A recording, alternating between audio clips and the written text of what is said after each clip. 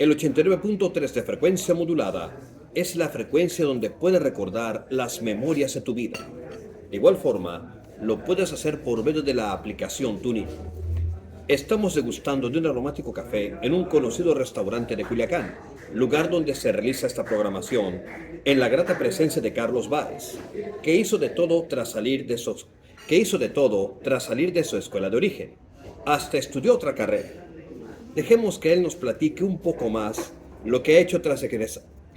Dejemos que él nos platique qué es lo que ha sido de su vida tras egresar de la extinta Escuela de Comunicación Social. Ya nos platicaste en el segmento anterior tu rápido devenir por los medios. ¿Con qué te quedas tú? ¿Con la prensa escrita o la prensa radiofónica? Pues es un gran dilema en el que me pones, porque la prensa escrita es una de las formas en que el comunicador puede expresar con mucha precisión y calidad el mensaje que quieres hacer llegar a tu auditorio, a tu público. Siempre va muy vinculado. Yo soy de los comunicadores, no sé, respeto mucho el que haga otra técnica, pero yo para hacer un proyecto radiofónico o de televisión, primero lo hago por escrito. Primero lo investigo, primero lo sustento, lo lleno de datos, no me lo memorizo, pero casi, y cuando ya lo expongo en forma oral, pues se me facilita mucho más. Siempre el comunicador, como el abogado, tiene que estudiar, actualizarse, y como una vez me dijo María Teresa Zazueta, el periodista debe ser conocedor de todo y especialista en nada, porque debes tú abocarte a conocer todos las ideas o los conocimientos, tanto económicos, sociales, políticos y de todo tipo, para poder dar una opinión y vertir un comentario. Pero tu pregunta es, ¿con qué me quedo? ¿Con el periodismo escrito o periodismo radiofónico? En ocasiones me voy por el periodismo escrito, porque eso genera sustento donde se queda y plasmado para el resto de la vida, y es un documento que puede ser consultado. ¿Por qué no? El lenguaje hablado también es apasionado, pero es fugaz, es de un instante, y la consulta es más fácil, pero yo creo que quienes venimos de la vieja escuela nos abocamos más por el periodismo escrito.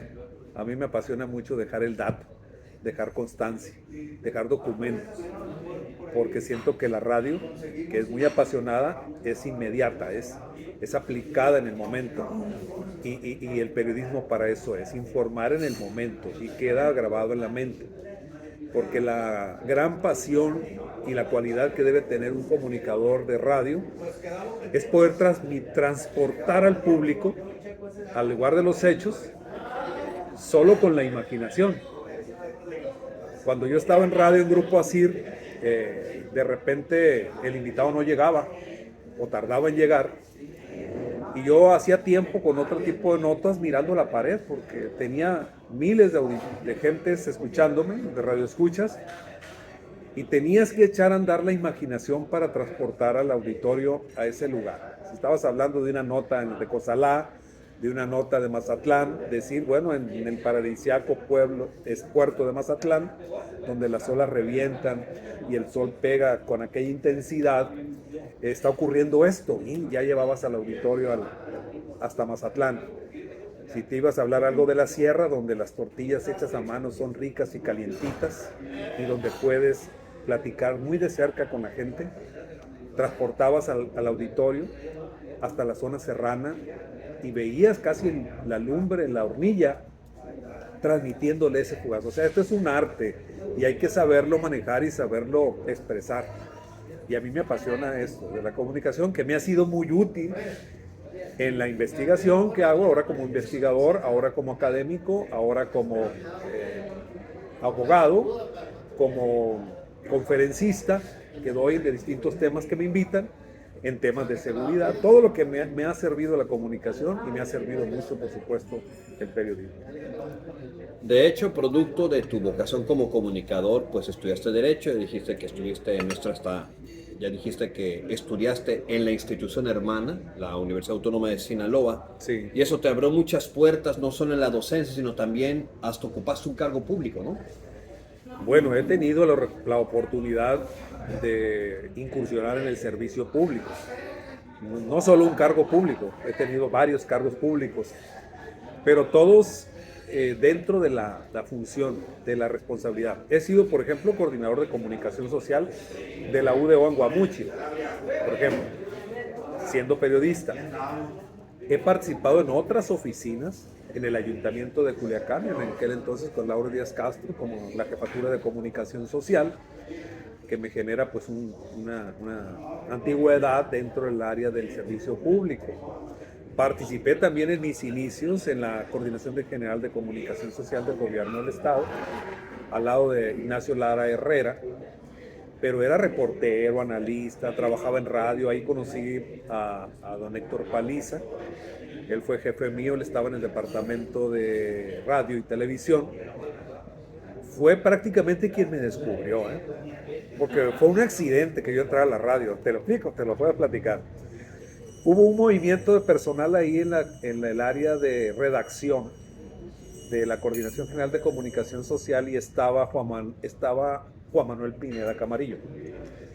Juan Manuel Pineda Camarillo lo movieron del cargo y llegó Isaías Ojeda Rochín como jefe de prensa de la Coordinación de Comunicación Social del gobierno de Francisco Labastida Ochoa.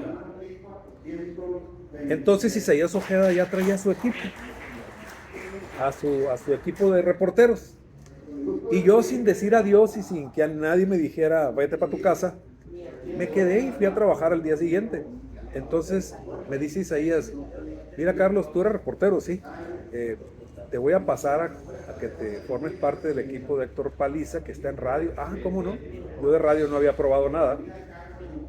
Y me incursioné en la radio por accidente, porque dije yo tenía 19 años, a lo mejor con el arribo de un nuevo jefe dice, bueno, muchas gracias, aquí está mi renuncia. Yo me quedé ahí, sentadito, donde estaba siempre, y me invitaron a formar parte del equipo de Héctor Paliza, un decano de la radio, un personaje, creo que fue de los primeros hablantes de la radio en Sinaloa, en la XCW sería, o en la NC, en BL. En la BL, y siempre me llevó de la mano don Héctor Paliza, y me apoyó él, me llevó a la titularidad de un noticiero que le denominó él era el director, así como se oye, en Promomedios, y estuvimos 4 años ahí. Él hacía nada más la cápsula editorial, y diariamente me pasaba a mí el contenido de lo que íbamos a decir, más yo reporteaba y conducía el noticiero. Y esto nos permitió conocer un poco más de radio, ¿no? Esto me decía del servicio público. Bueno, ocupé distintos cargos públicos que, pues, si se van a mi página, Carlos Báez Montes, así lo tengo, o doctor Carlos Báez Montes, busquen en YouTube, ahí viene toda mi biografía, o en el Facebook, también como Carlos Báez Montes, ahí viene más amplia la biografía, pero sí he participado en el servicio público y todavía soy director académico de la Universidad de la Policía del Estado de Sinaloa y enfrascado en el tema académico, pero obviamente siempre el tema de la comunicación lo traigo a flor de piel.